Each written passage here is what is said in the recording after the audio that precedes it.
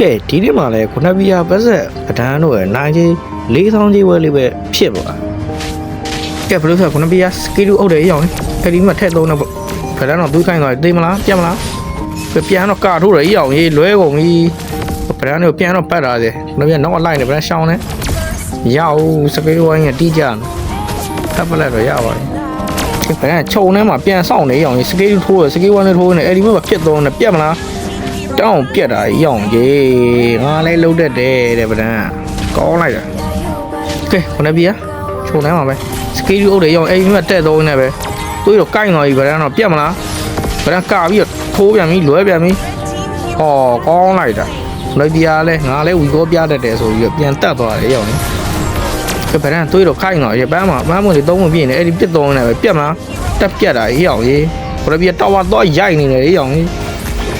အစကီဖြစ်သွားတယ်တဲ့နေအောင်လို့ကဲပဒန်းတော့ပြည့်သွားမယ်ကိုလည်းပြည့်တုံးထားတယ်တောင်းပြက်တာအေးအောင်ရေးဓာတ်မိတ်ကျကြောက်เสียရပဒန်းလည်းထိတ်ဆုံးမရမှာစကီလူအုပ်သွားပြန်ပြီအေးအောင်ရေးတောင်ထဲမှာတောင်းပြက်တာနားလိုက်တာဓာတ်မိတ်ကြီးက